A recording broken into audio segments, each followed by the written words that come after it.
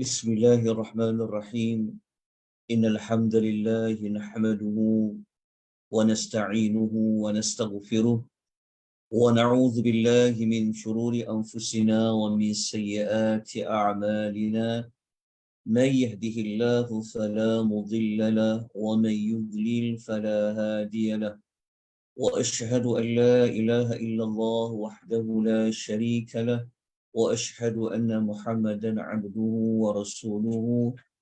يا أيها الذين آمنوا اتقوا الله أحق تقاته ولا تموتن إلا وأنتم مسلمون. فإن أصدق الحديث كتاب الله وخير الحدي حدي محمد صلى الله عليه وسلم وشر الأمور محدثاتها وكل محدثة بدعة وكل بدعة ضلالة وكل ضلالة في النار. أما بعد. Assalamualaikum warahmatullahi wabarakatuh. Tuan-tuan dan puan-puan rahimani wa rahimakumullah. Segala puji bagi Allah Subhanahu wa taala atas izin Allah pada malam ini yang merupakan kelas ganti hari semalam yang tidak dapat kita bersama-sama meneruskan sinopsis juzuk yang ke-8. Namun begitu alhamdulillah, dengan rahmat Allah, Allah mengizinkan kita untuk kita meneruskan pembelajaran kita sinopsis juzuk yang ke-8. Kalau tuan-tuan dan puan-puan masih ingat, pada juzuk yang ke-7 yang sebelum ini telah pun kita sama-sama pelajari, kita telah mengetahui bahawa juzuk yang ke-7 ini merupakan juzuk yang surah yang berbentuk juzuk yang ke-7 adalah dua surah Makkiyah, iaitu adalah surah Al-An'am, ada surah Makkiyah dan ada juga surah Madaniyah. Al-Maidah surah Al-Madaniyah, Al-An'am adalah surah Makkiyah. Malam ini ketika mana kita masuk kepada juzuk yang ke-8, insya-Allah kita akan membincangkan masih lagi ada beberapa ayat dalam surah Al-An'am, kemudian kita terus masuk kepada surah Al-A'raf. Sebelum kita masuk kepada juzuk yang ke-8 pada malam ini, izinkan saya untuk kita sama-sama membuat perkaitan di antara juzuk yang ke-7 dengan juzuk-juzuk yang sebelumnya. Jadi maklumat ini tuan-tuan gunakan nota yang berada pada juzuk yang ke-7. Nota pada juzuk yang ke-7 ada kita membicarakan tentang kombinasi juzuk 5, 6 dan 7. Jadi kita mulakan terlebih dahulu untuk membincangkan perkaitan juzuk yang ke-7 yang telah kita pelajari pada hari Jumaat yang pada hari Khamis yang lalu dengan juzuk-juzuk yang sebelumnya, sebelum kita masuk juzuk yang ke-8. Baik, tuan-tuan puan-puan, sebelum ini waktu kita belajar juzuk yang ke-5, kita telah pun sama-sama mempelajari bahawa fokus utama pada juzuk yang ke-5, Allah mengingatkan kepada kita bahawasanya kita perlu, wajib kita berlaku adil dan berlaku ihsan kepada orang-orang yang lemah. Manakala apabila kita masuk juzuk yang ke-6, Allah Subhanahu wa taala meminta kepada kita supaya kita ini menunaikan janji kita. Kalau kita orang yang beriman, maka kita perlu tunaikan janji. Janji-janji itu termaktub berkaitan dengan hukum hakam. Jadi kalau kita kaitkan dengan juzuk 5, salah satu hukum hakam yang perlu kita tunaikan adalah pada menjaga kebajikan orang-orang yang lemah, berlaku adil kepada manusia, berlaku ihsan kepada manusia. Manakala pada juzuk yang ketujuh yang kita telah pelajari sebelum ini, Allah menekankan fokus utamanya adalah pada mengesakan Allah, mentauhidkan Allah di dalam menerima segala hukum hakam, halal, haram, perundangan yang telah Allah tetapkan. Itu pada juzuk yang ketujuh. Juzuk yang ketujuh ni dia ada kaitan dengan yang keenam. Kalau kita, maksudnya juzuk keenam, maksudnya kalau kita tunaikan janji kita dengan Allah, apa janji kita dengan Allah? Juzuk yang ketujuh mengatakan janji untuk ikut apa saja hukum perundangan yang telah Allah tetapkan. Kita tak boleh suka hati mengubah apa yang telah Allah tetapkan. Okay. Jadi pada malam ini, kita akan lanjutkan pada juzuk yang berikutnya, namun ada sedikit lagi maklumat yang insya-Allah kita akan bincang nanti pada juzuk yang ke-8, kita akan buat berkaitan dia. Tuan-tuan, muslimin dan muslimat rahimani wa rahimakumullah, kita terus kepada juzuk yang ke-8. Kita lihat terlebih dahulu komposisi bagi juzuk yang ke-8. Okay. Juzuk yang ke-8 terdiri daripada 2 surah. Surah yang pertama adalah surah Al-An'am yang mewakili ayat 111 sehingga ayat 165 yang berada pada muka surat 142 sehingga muka surat 150. Manakala surah yang kedua adalah surah Al-A'raf. Surah Al-A'raf 80 daripada ayat yang pertama sampai 87, maknanya 87 ayat sahaja yang berada pada juzuk yang ke-8.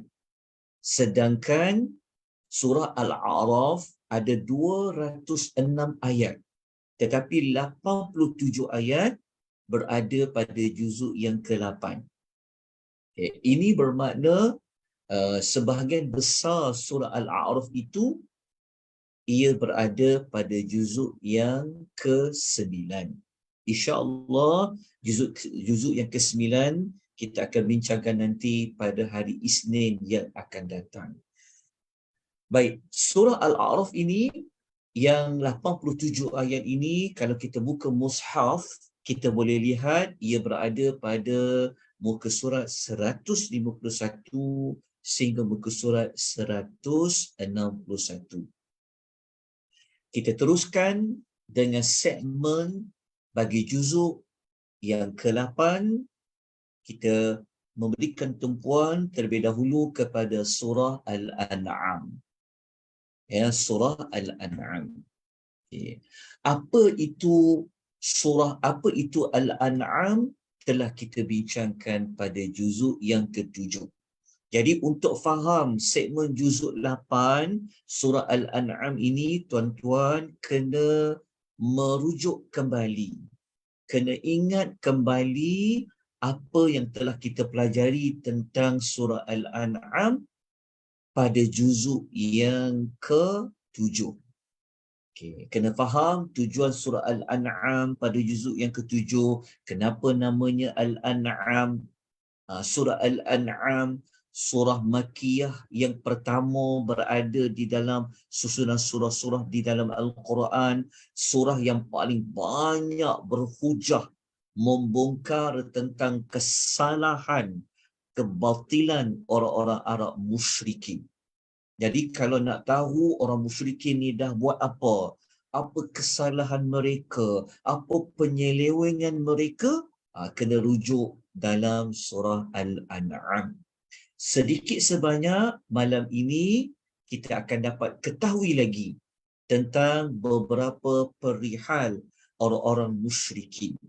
Jadi kalau kita lihat dalam segmen surah Al-An'am bagi juzuk yang ke-8 ini, iaitu ayat yang kita bincang tadi 111 sampai 165, tuan-tuan dan puan, pertama sekali kalau kita masih ingat, kita sebut pada sesi juzuk yang ke-7 sebelum ini, kita ada menyebutkan bahawa pendekatan yang Allah gunakan di dalam surah Al-An'am, Allah menggunakan dua pendekatan.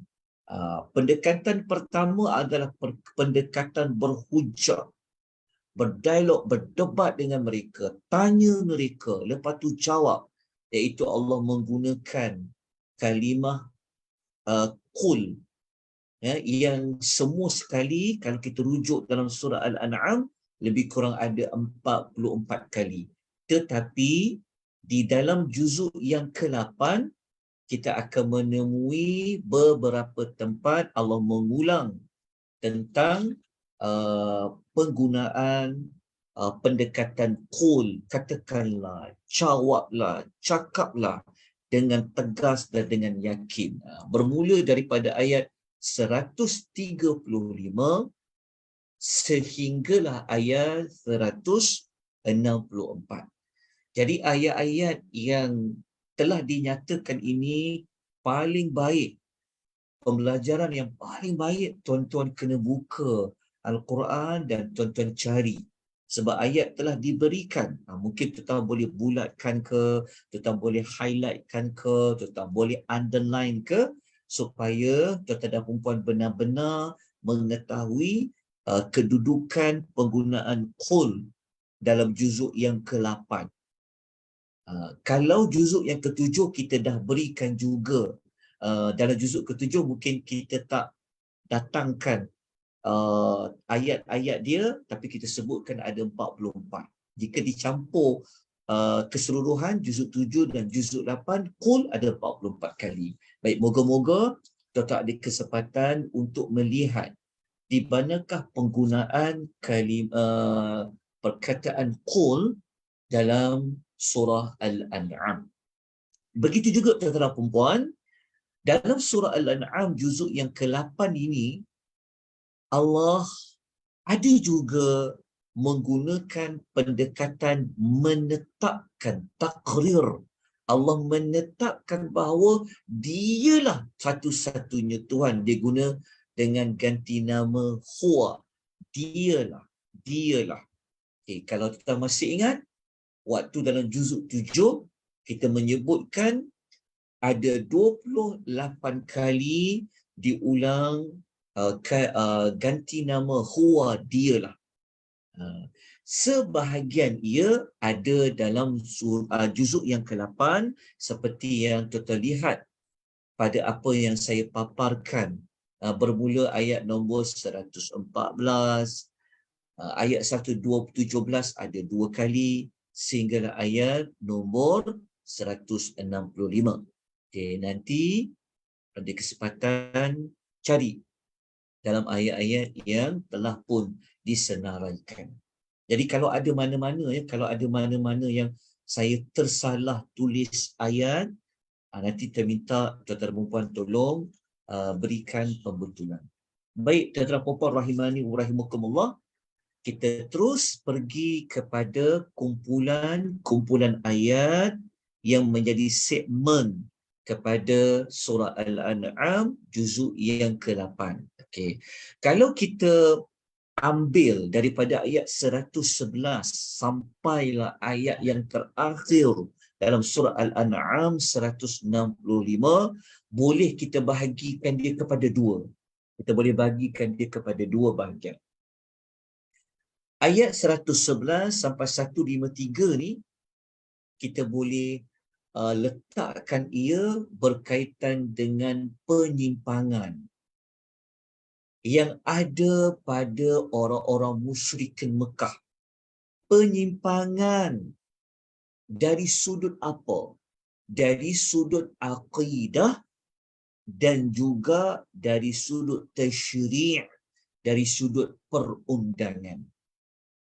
Jadi ayat 111 sampai 153 ni, Allah nak membongkarkan, Allah nak bagi tahu kepada kita apa yang orang musyrikin ini lakukan, macam mana akidah dia, dan bagaimana mereka ini meletakkan peraturan dari sudut dari sudut yang kita sebut sebelum ni, dari sudut tanaman, dari sudut haiwan ternakan. Dalam masa yang sama, pada kumpulan ayat ni, Allah Ta'ala ada meninggalkan beberapa pesanan kepada Nabi dan umatnya. Jadi nak tahu pesanan apa? Berapa pesanan? Sekejap lagi kita akan jumpa pesanan itu.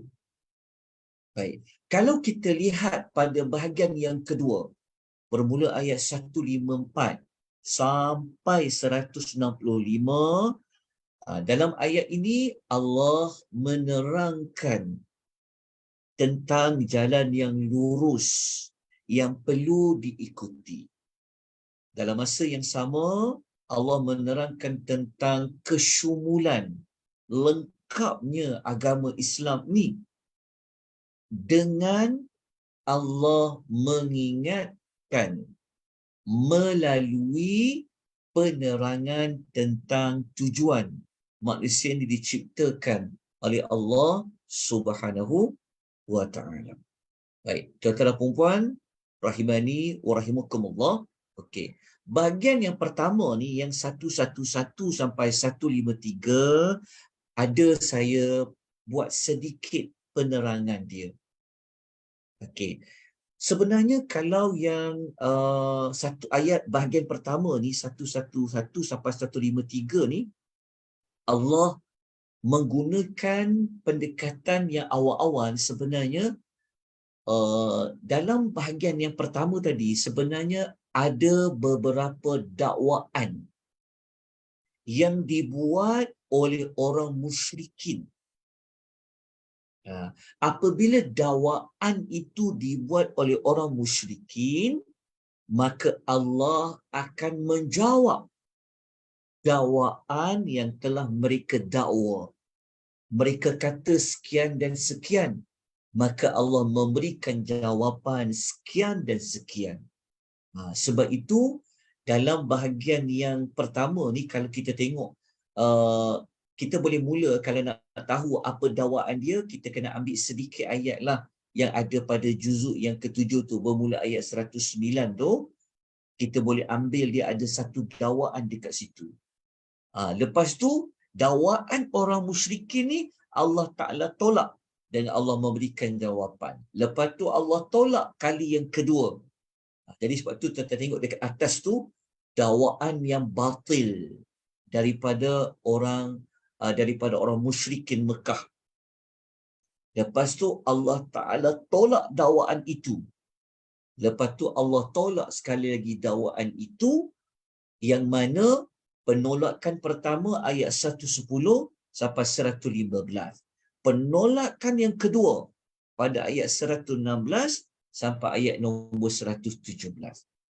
Okey, kalau tuan-tuan sempat, okey, sebab kenapa kita kata sempat? Sebab kalau kita nak menyenaraikan apa yang dikatakan bagi setiap ayat, memang tak sempat dalam tempoh 1 jam.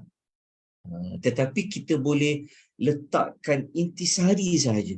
Jadi kalau tuan-tuan nak tahu lebih lanjut macam mana Allah menolak dakwaan mereka, maka tuan-tuan kenalah melihat daripada ayat 110, 11, 12, 13, 14 sampai 15 tu, tuan tahulah maklumat lanjut dia.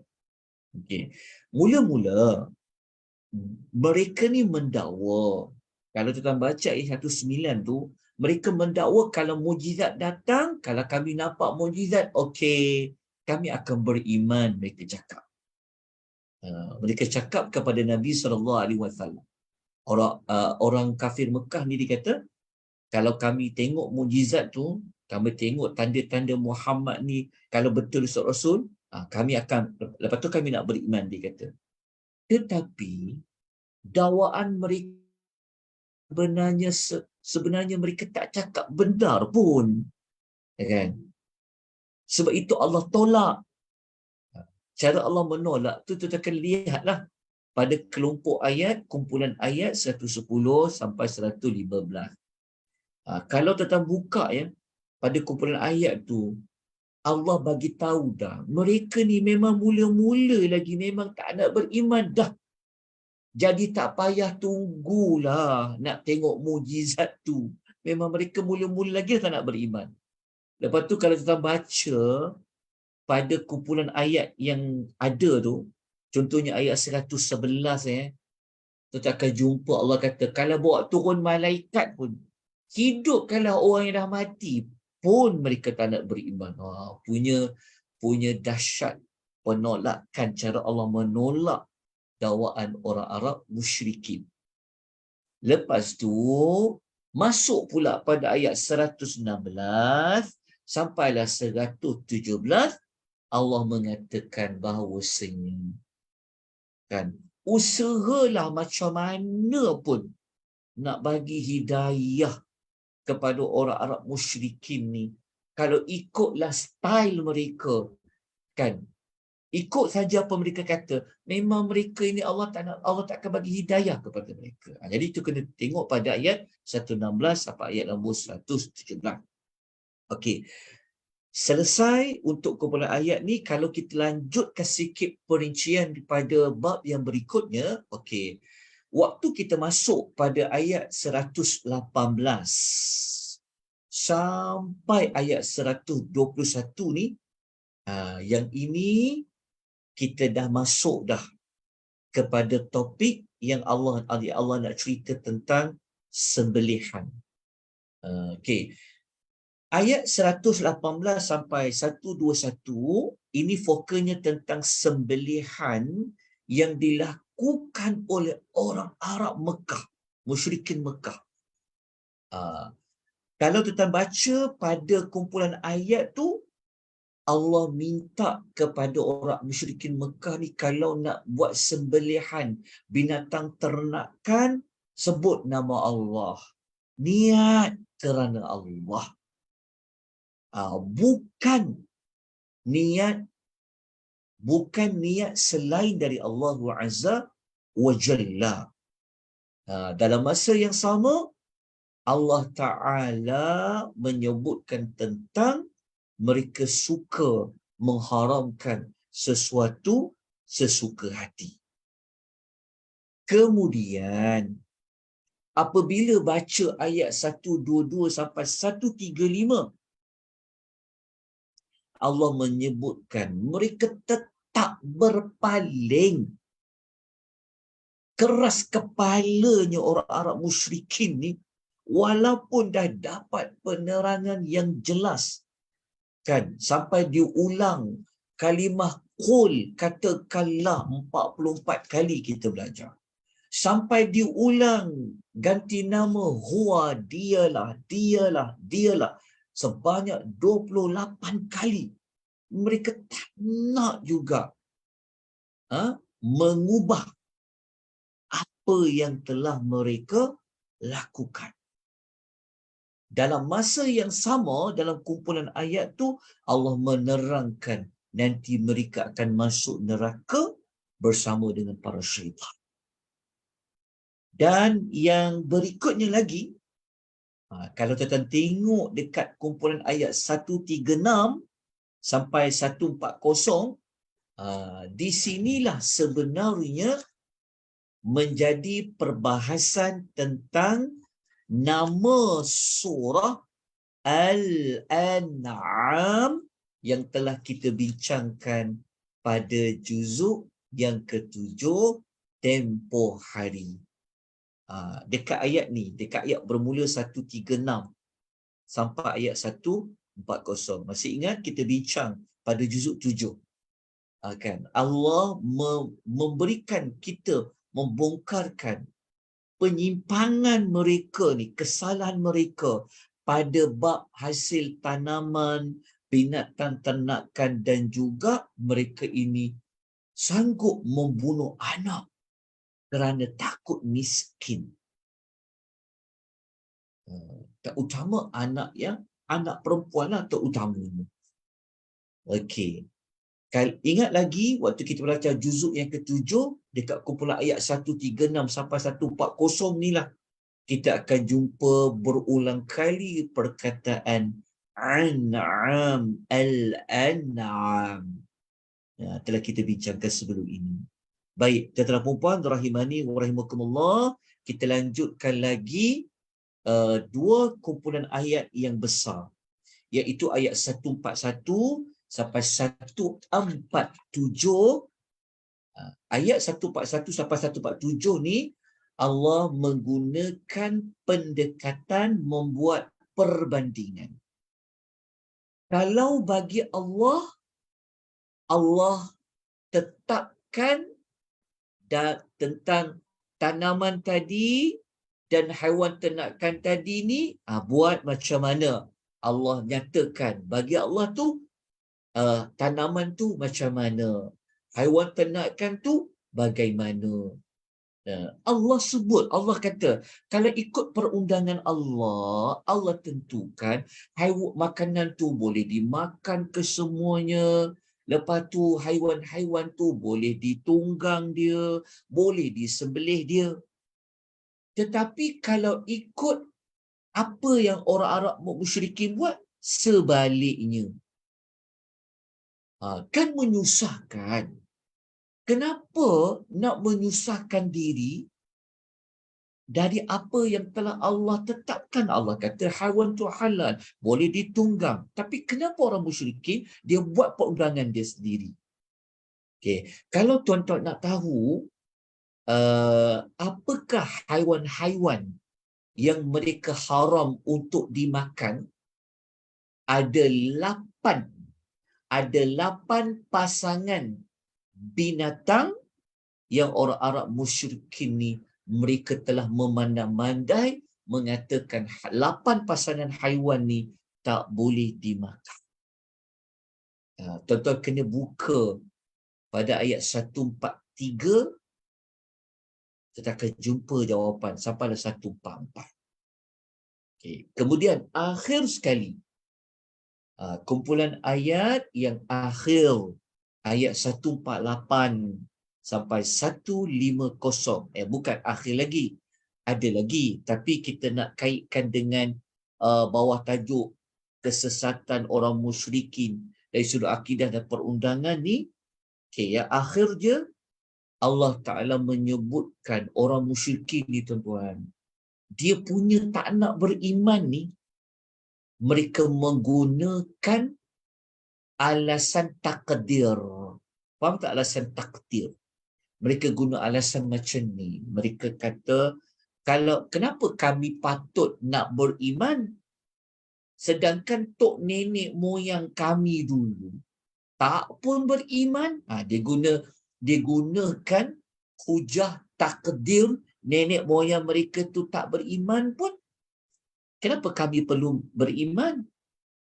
Jadi mereka ni sebenarnya menggunakan takdir orang-orang yang terdahulu. Lepas tu Allah pun bagilah jawapan balas kepada orang-orang Arab musyrikin. Jadi kalau kita tengok surah Al-An'am ni, dahsyatnya surah Al-An'am ni. Ingat tak kita katakan bahawa surah Al-An'am ni banyak disebutkan kisah nama-nama Rasul kan.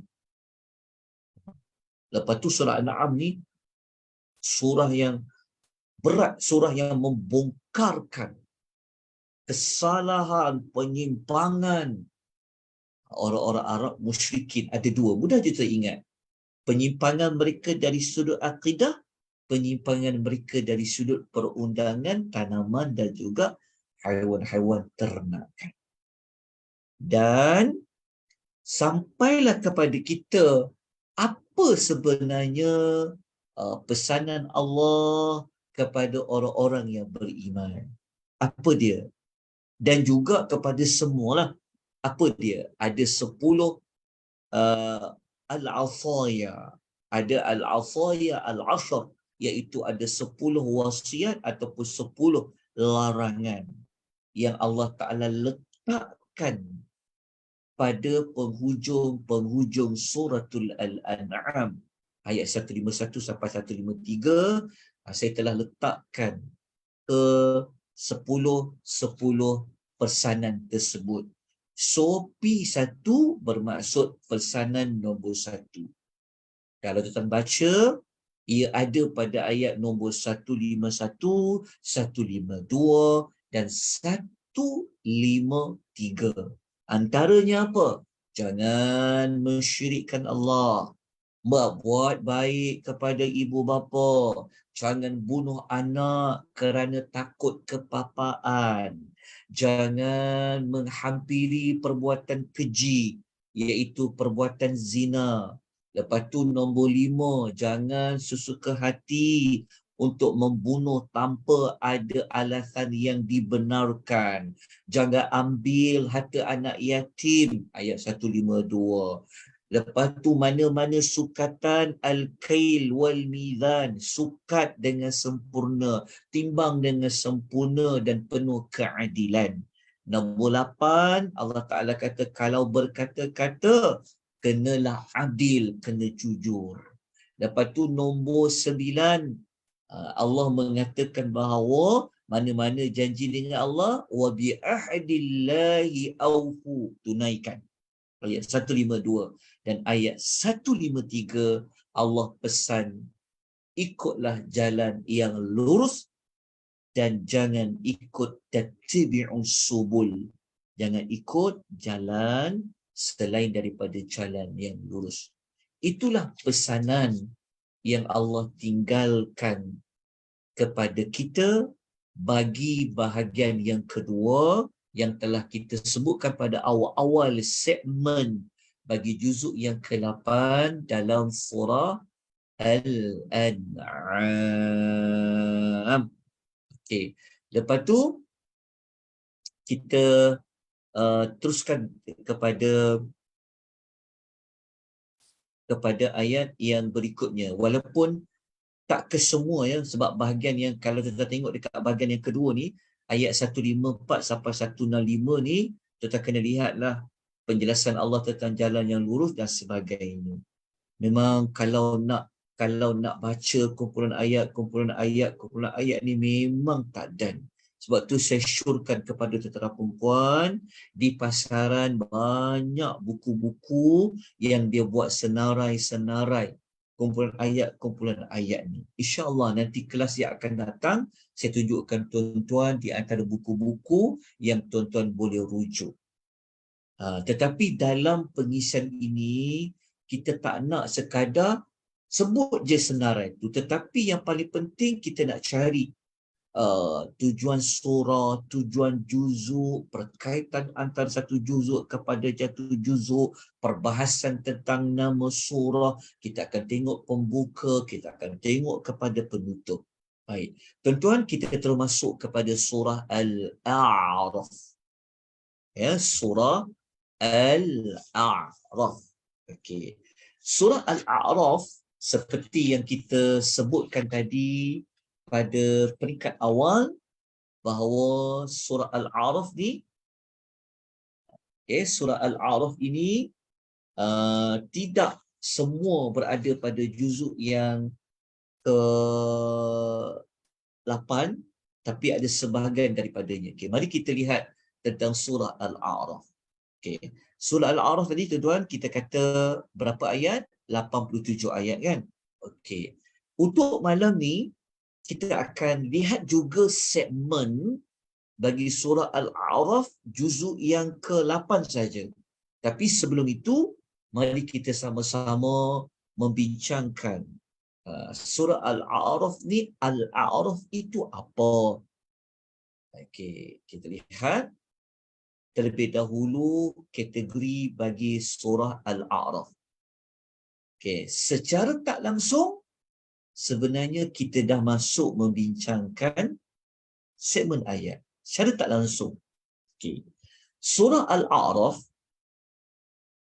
seperti yang kita telah jelaskan pada juzuk yang ketujuh sebelum ini, dalam susunan surah di dalam mushaf, surah Al-A'raf merupakan surah yang kedua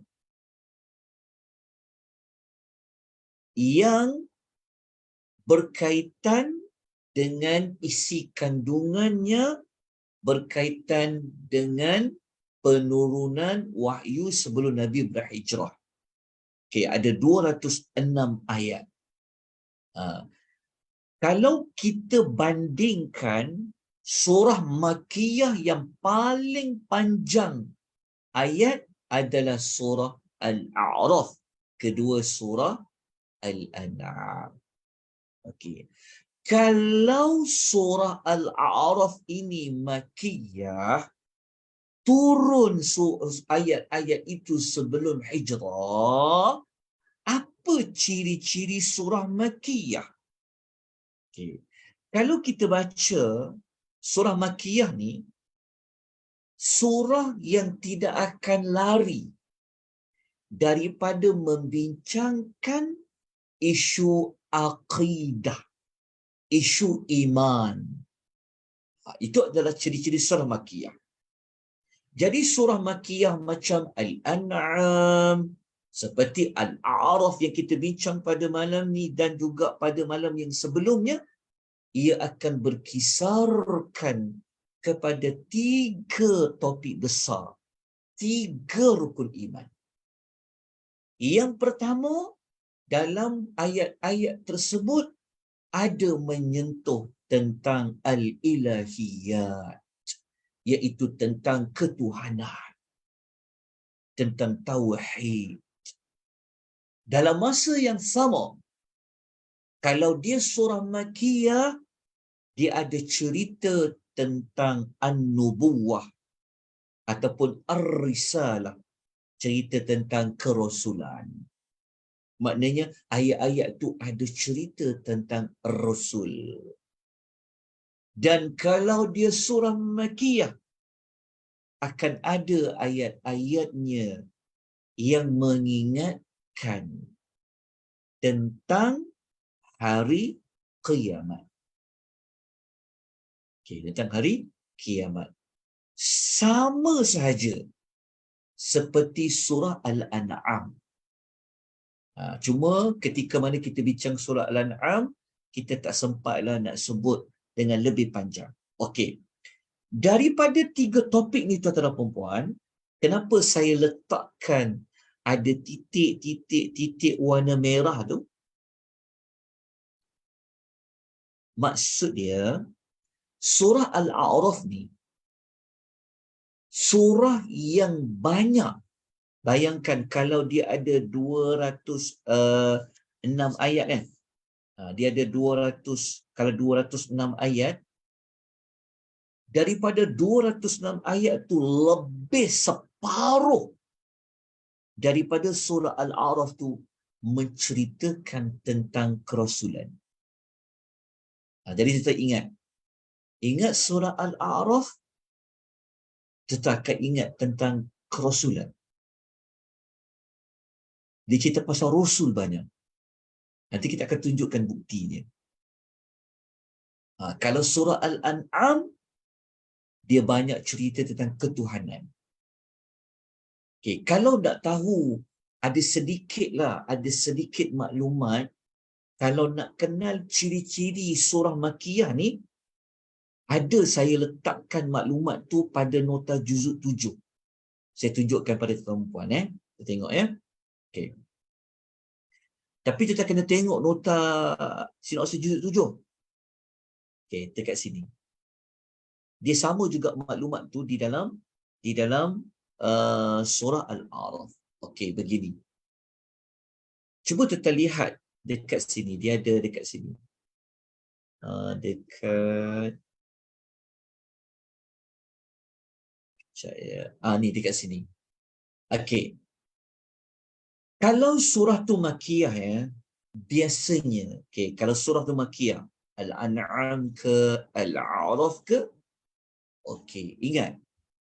Kalau dia surah Makkiyah, memang fokus utamanya memang membincangkan tentang musyrikin, tentang orang Arab penyembah berhala, penyembah patung-patung. Dan surah Makkiyah dia tak ada cerita tentang orang munafik. Orang munafik kita jumpa banyak dekat mana? Surah-surah yang sebelum ni kan. Kita jumpa dekat surah yang Madaniyah.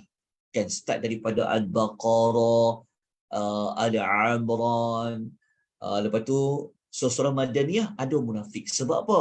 Sebab orang munafik dia tidak ada semasa Nabi berada di Mekah. Orang munafik Nabi jumpa dia ketika mana Nabi berada di Madinah. Walaupun ada jugalah sedikit sebanyak, tapi fokusnya tak fokus pasal orang munafik.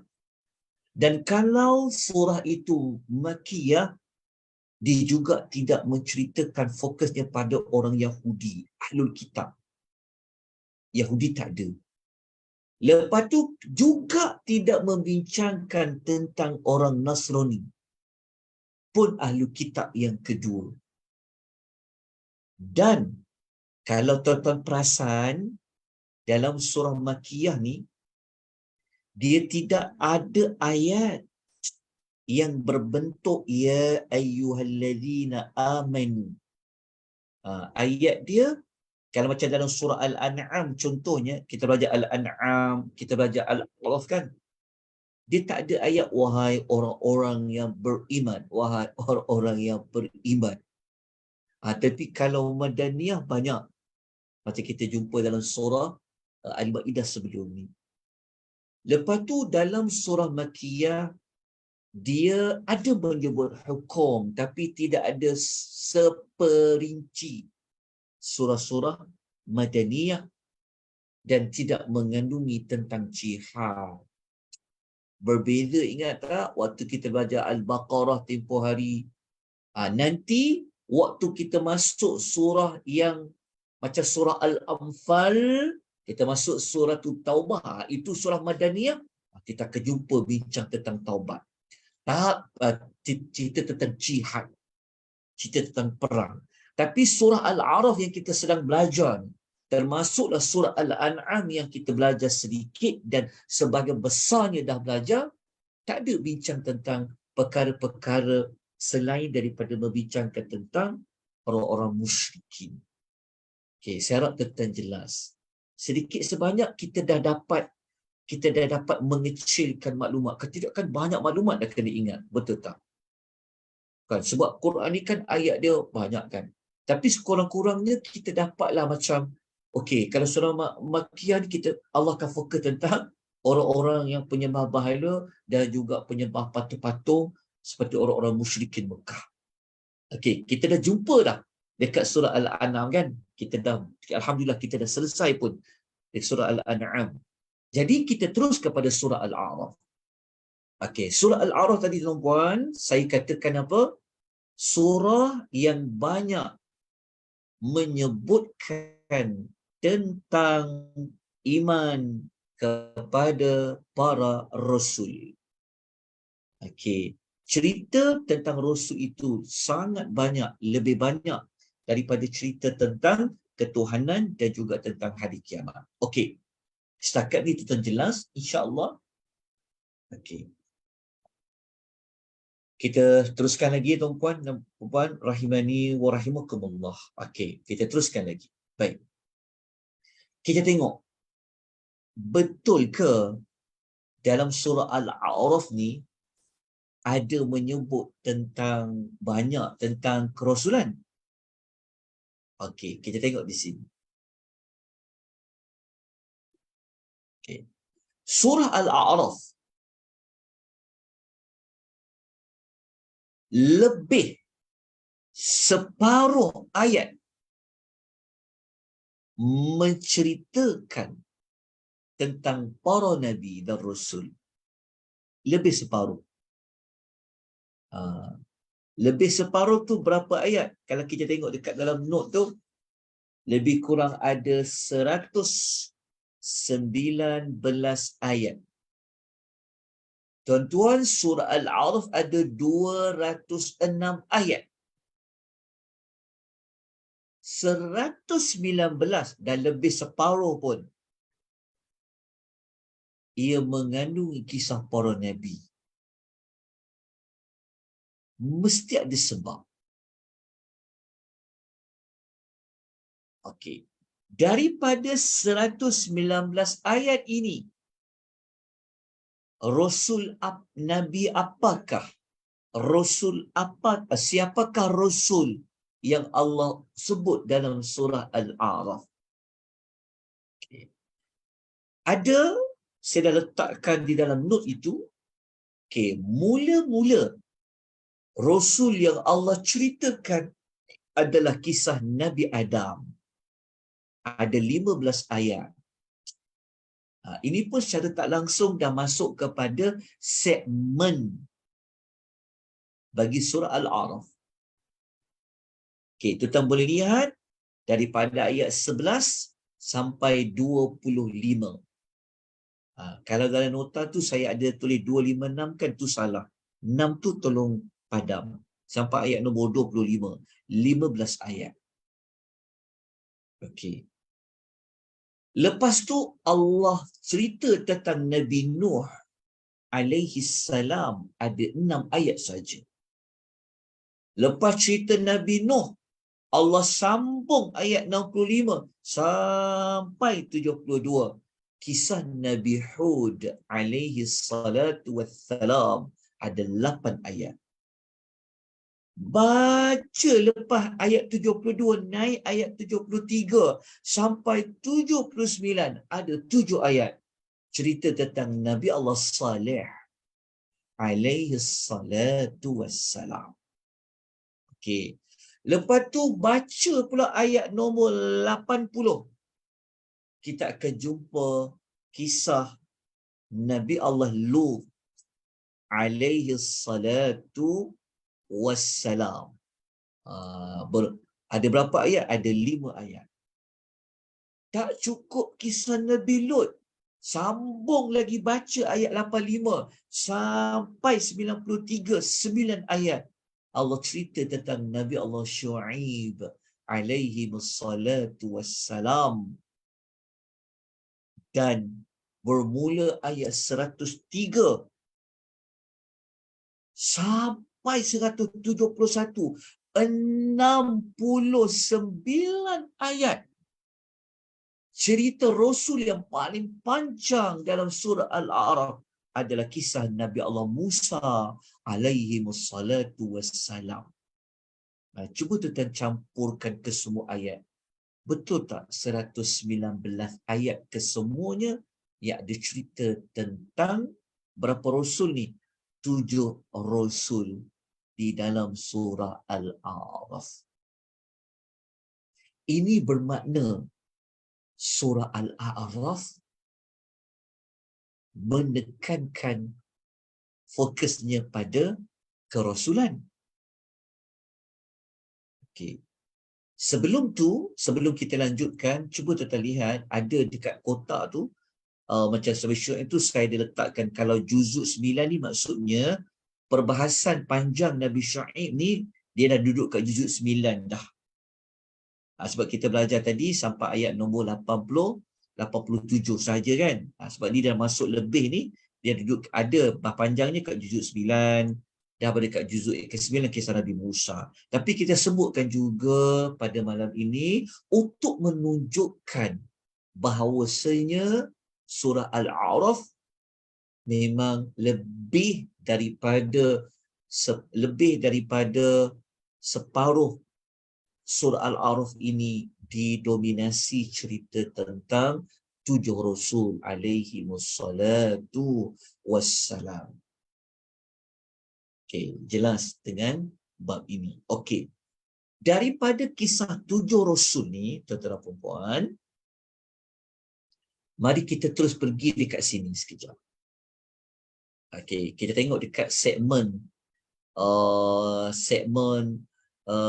surah Al-A'raf bagi juzuk yang ke-8 ni, Sebab saya ada perkara nak dikaitkan dengan 7 Rasul tu. Okey. Kalau kita lihat terus kepada segmen juzuk 8 surah Al-A'raf, pembahagian kumpulan ayat. Bila kita sebut segmen, maksud dia apa? Yang pembahagian kumpulan ayat ini kita boleh bahagikan dia kepada 3. Kepada 3. Ada 3 kandungan. Okey. Daripada 3 kandungan tadi, kisah para nabi dan rasul ni agak-agak tuan-tuan dan puan duduk dekat kandungan mana? Yang 7 rasul tadi tu. Dia duduk dekat kandungan nombor berapa? Okey. Sebenarnya dia duduk dekat kandungan 2 ada dan 3 pun ada.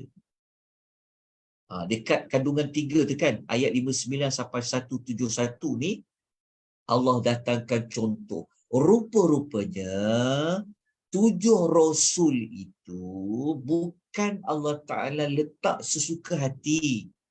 Tetapi Allah Ta'ala letak ada hikmahnya, ada sebabnya. Sebab hikmahnya Allah Ta'ala nak datangkan contoh berlakunya pertentangan di antara golongan yang hak dengan golongan yang batil. Allah datangkan contoh-contoh kepada Rasul tadi. Tapi bukan sekadar datangkan contoh, tetapi Allah ada menyatakan kalau ikut 7 Rasul tu, apa yang kita akan dapat balasan dia. Kalau kita tak ikut Rasul-Rasul itu, apa akibatnya? Itulah fungsi letaknya kisah 7 Nabi dan Rasul tadi. Cuma Allah dia sebutkan. Okey. Jadi, daripada kisah Rasul tadi, cuba kita perhatikan, ada kotak yang tepi tu, saya dah letakkan K1, K2, K3 tu apa? K tu maksudnya kandungan. Kandungan. Mari kita tengok sekejap. Okey, kita tengok kandungan dia.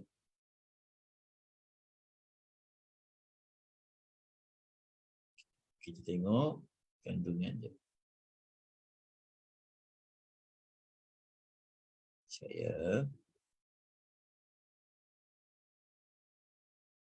Okey. Tengok dekat yang tadi tu. Baik.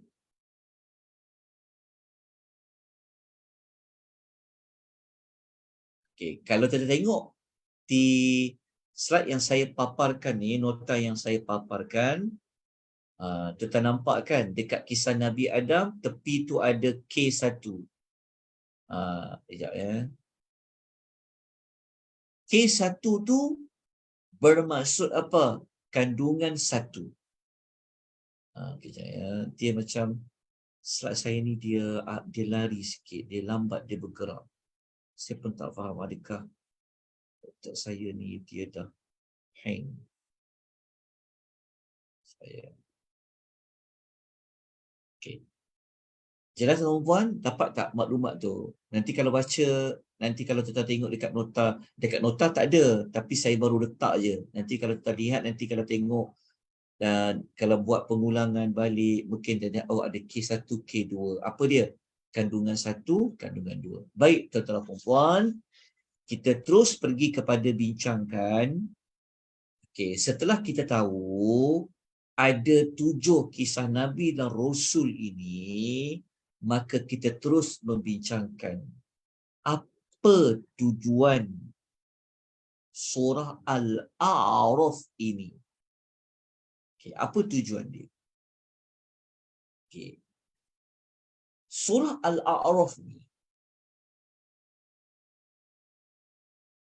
apabila dikaitkan dengan peletakan kisah 7 Rasul tadi, maka surah Al-A'raf ini adalah surah yang mengajak supaya orang-orang musyrikin Mekah dan kita juga supaya beriman kepada Al-Quranul Karim. Cara nak beriman tu dengan kita melihat, mengimbau kembali, mengenang semula sejarah para rasul dan umat terdahulu. Okey, dapat tak? Surah Al-A'raf ni, dia punya fokus utamanya adalah nak suruh kita beriman kepada Allah, mentauhidkan Allah. Tapi cara dia adalah dengan apa? Dengan menjadikan kisah para rasul tu dengan umat-umat mereka itu sebagai teladan dan juga sempadan. Kenapa kita kata teladan dan sempadan? Sebab ada umat rasul itu yang ikut rasul itu. Dan ada umat rasul itu yang tak ikut rasul itu. Jadi, itulah suratul Al-A'raf. Lepas tu kita boleh sambung sikit lagi pada tujuan surah Al-A'raf ini. Dalam masa yang sama, surah Al-A'raf ini memberikan amaran tentang balasan buruk bagi siapa-siapa kalau dia tak nak ikut para rasul yang Allah utuskan, maka tak perlu tunggu di akhirat untuk diazab. Di dunia pun Allah Ta'ala boleh memberikan kebinasaan. Jadi peletakan kisah para rasul tu tetap dah nampak dah. Kan? Jadi dalam surah Al-A'raf ni, Tuhan nak bagi tahu. Tuhan dah datangkan bukti dah. So orang-orang Arab musyrikin ni, sepatutnya mereka dah tak ada alasan lagi tak nak beriman. Mereka tak ada ruang untuk mereka menolak, melainkan memang kena beriman kepada Nabi Muhammad SAW. Terima wahyu yang disampaikan. Tak boleh lagi berpaling, tak boleh mendustakan. Tapi kalau mereka mendustakan, mereka berpaling, mereka tak nak terima kerasulan Nabi Muhammad tu, jaga. Mereka boleh menjadi seperti umat-umat daripada rasul-rasul yang telah Allah paparkan. Okay. Kita tengok contoh ayat.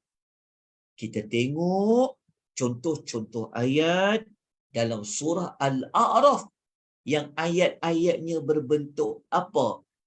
Siapa yang tak ikut rasul, azab dia apa? Dekat dunia dah azab dia dah kena. Contoh dekat ayat 78. Ayat nombor 78, kisah apa ni? Kisah umat Nabi Saleh, kan? Allah Ta'ala kata apa? Umat Nabi Saleh ni dibinasakan oleh rajafatu, gempa bumi. Lalu mereka menjadi mayat-mayat yang bergelimpangan di tempat tinggal mereka.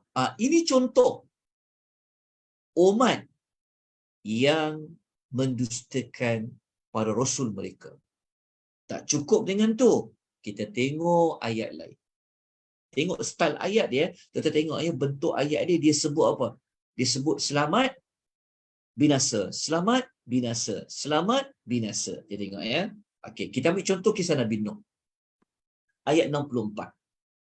Kalau cuba tuan perhatikan dia punya style ayat dia. Kita akan tengok ya, cara Allah bawa ayat dia ni, kita tengok perkataan fa'anjaynahu. Kita akan jumpa banyak Allah kata, kami selamatkan, kami selamatkan, kami selamatkan. Kita tengok Allah kata, ini kisah Nabi Nuh. Kita ambil contoh ayat saja. Kita tak baca ke semua ayat. Tapi kita tengok contoh ayat. Ayat ni cara Allah datangkan itu nak menguatkan kepada tujuan surah tadi itu. Jadi Allah Ta'ala kata, maka mereka terus fakadzabuhu, mereka mendustakan Nabi Nuh. Lalu kami selamatkan Nuh dan orang yang bersamanya di dalam bahtera, dan kami tenggelamkan orang yang mendustakan ayat-ayat kami. Tuan-tuan, kisah-kisah para Nabi dalam surah Al-A'raf ni, dia bukan nak cerita pasal Nabi tu banyak. Dia nak cerita fokus utamanya pada apa? Kalau ikut, selamat. Kalau tak ikut, tak selamat. Okey, saya tunjukkan lagi contoh ayat lain. Kita tengok kisah Nabi Allah Hud. Cuba tuan-tuan perhatikan perkataan fa'anjainahu. Sama tak macam Nabi Nuh tadi? Fa'anjainahu. Allah kata apa? Kami selamatkan Hud. Ayat nombor 70, kisah Nabi Hud dan orang yang bersamanya. Lepas tu siapa yang tak ikut Hud, kami putuskan keturunan orang yang mendustakan ayat-ayat kami. Tak ada seorang pun daripada umat yang lawan Nabi Allah Hud, daripada kaum Ad yang Allah hidupkan. Allah putuskan keturunan mereka. Terbayangkan. Ada satu lagi ayat. Kita tengok kisah Lut pula. Tuan-tuan, tolong tengok perkataan fa'anjainahu. Sama tak macam kisah Nuh, kisah Hud? Allah kata apa? Fa'anjainahu wa ahlahu. Kami selamatkan Lut dan keluarganya. Melainkan kisah isterinya. Jadi, berdasarkan ayat-ayat tadi, moga-moga tuan-tuan dan puan-puan jelas tentang tujuan bagi surah Al-A'raf. InsyaAllah nanti waktu kita masuk pada juzuk yang ke-9, kita akan lanjutkan lagi apa yang Allah nak bincangkan pada juzuk yang ke-8. Sebab baki ayat yang banyak surah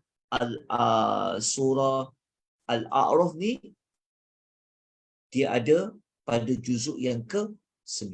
Okey, nanti kita akan tunjukkan bukti bahawa tujuan surah Al-A'raf ni seperti yang kita paparkan pada malam ini. Baik, tuan-tuan dan puan-puan rahimani wa rahimakumullah.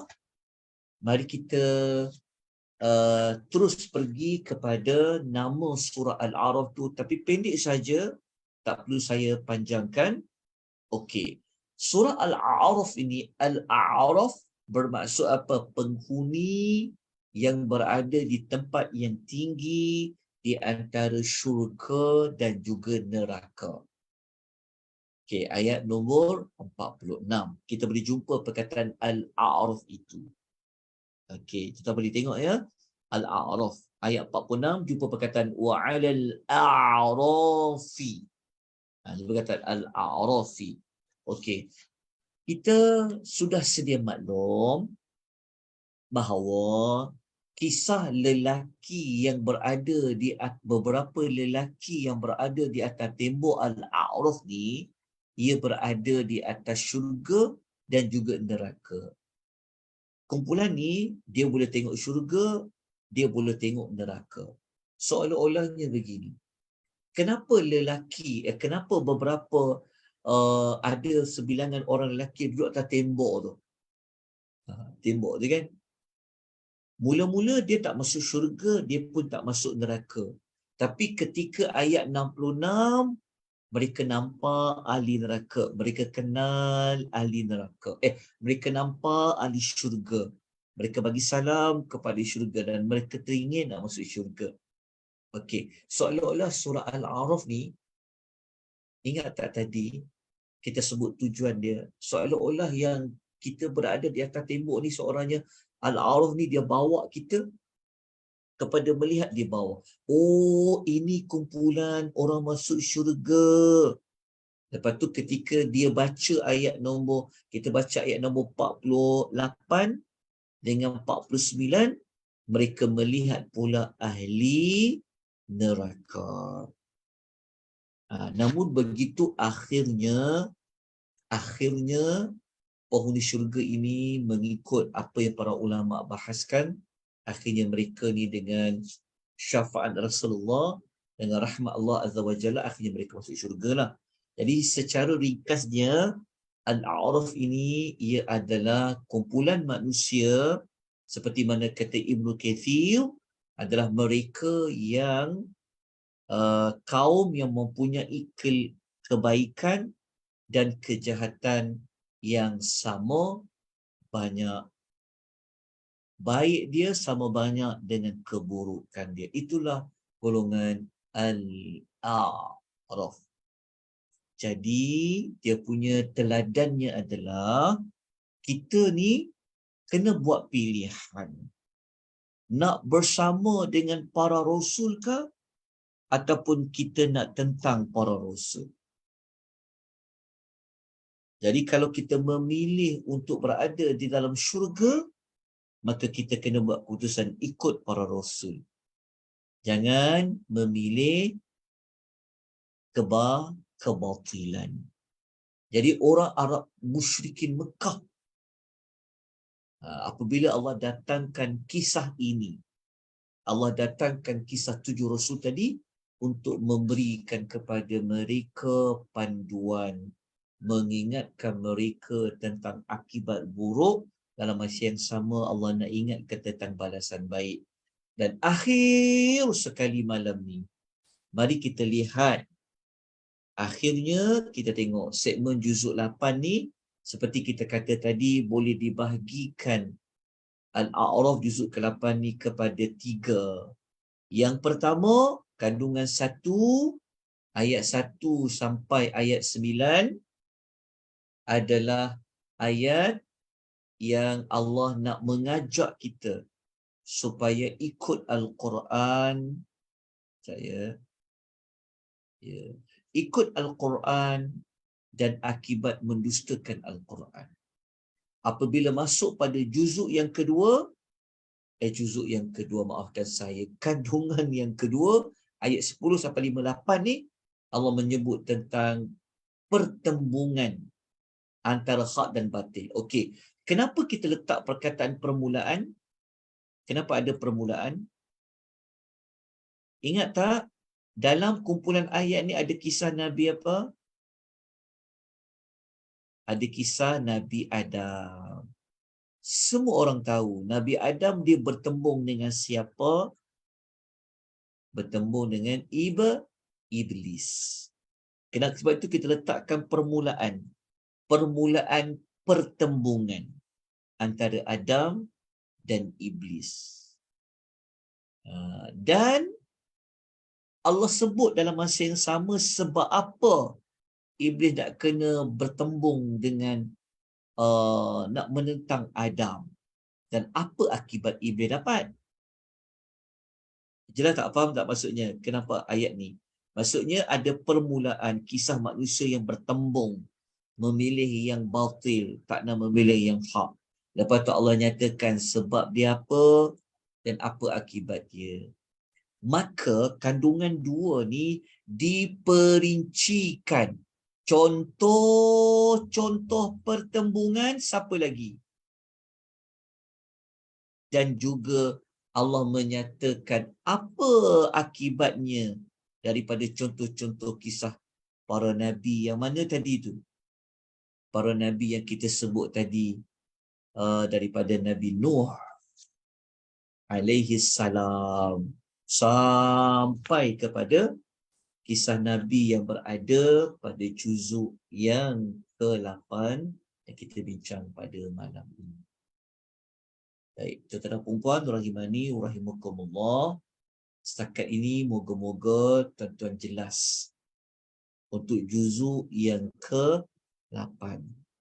Jadi juzuk yang ke-8 ni kita kena kombinasi ia dengan sedikit juzuk yang ke-7 sebenarnya. Maksudnya begini, juzuk 8 ni kita boleh katakan juzuk yang Allah memberi, tengok nota yang last sekali tu. Kita tengok ya. Okey, jadi juzuk yang ke-8 ni tengok berkaitan dengan juzuk 7, Akhir sekali pada malam ni kita kena cari satu satu fokus juzuk. Okey. Kalau juzuk 7 Allah perintahkan mengesahkan Allah dalam bentuk menerima hukum halal dan haram, betul tak? Juzuk 8 ni seolah-olah memberi warning kepada juzuk 7. Faham maksudnya? Maksudnya juzuk 7 ni, kalau juzuk 8 tu, kan orang ayat dia berdebat, berhujah, membongkarkan penyelewengan orang-orang musyrikin kan. Tapi tak banyak ayat yang menyebut tentang kalau mereka buat ni jadi apa, mereka buat ni jadi apa. Jadi juzuk 8 kata, tak apa. Juzuk 8 peranan dia apa? Memberikan ancaman, memberikan amaran bagi musyrikin yang telah diterangkan dalam juzuk 7. Nampak tak perkaitan dia? Jadi juzuk 8, juzuk yang memberikan ancaman kebinasaan kepada orang-orang musyrikin. Seperti mana yang Allah nyatakan penyelewengan orang musyrikin pada juzuk yang ke-7. Okey, dalam masa yang sama, juzuk 8 ni juga menyebut lawan dia lah. Kalau ada yang mendapat ancaman, ada juga yang mendapat berita gembira. Begitu kita kena faham. Kita kena faham mudah je. Kalau ada pihak yang diancam, ada pihak yang diberikan berita gembira. Begitulah sebaliknya. Baik, tuan-tuan dan puan-puan, rahimani wa rahimakumullah, cukup dengan kadar ini pengisian ringkas kita bagi juzuk yang ke-8. Moga-moga kita menjadi manusia yang Allah selamatkan daripada mendapat kebinasaan di dunia dan di hari akhirat. Caranya macam mana? Caranya dengan kita menerima apa sahaja wahyu yang disampaikan oleh Nabi Muhammad sallallahu alaihi wasallam. Jadi kalau kita gabung pada juzuk-juzuk yang lain, tuan-tuan pun tahu dah nak kena buat apa. Jadi moga-moga daripada kisah para rasul ini, kita semua dapat menjadikan kisah itu sebagai yang baik, dijadikan teladan, yang buruk dijadikan sempadan. Wallahu ta'ala a'lam. Kita akan sambung nanti juzuk 9 pada kelas hari Isnin yang akan datang. Ada apa-apa pertanyaan tuan-tuan dan puan-puan, silakan jika ada.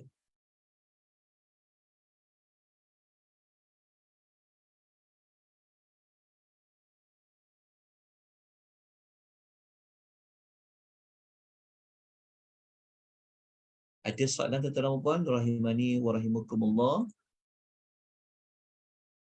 Ada apa-apa nak ditambah pertanyaan? Silakan kalau ada.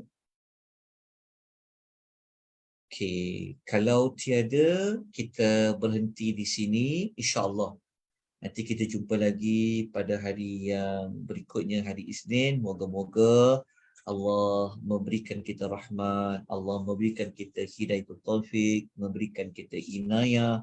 Allah melapangkan dada kita, melapangkan urusan kita untuk kita sama-sama meneruskan pembelajaran, ulang kaji kita sebelum kita menghadap melalui bulan Ramadan. Kita dah sama-sama membuat ulang kaji sinopsis 30 juzuk. Alhamdulillah, malam ni dengan rahmat Allah kita selesai juzuk yang ke-8. Aqulu qawli hadza wa astaghfirullahal azim. Wabillahi taufiq wal hidayah. Wassalamualaikum warahmatullahi wabarakatuh. Waalaikumsalam warahmatullahi wabarakatuh.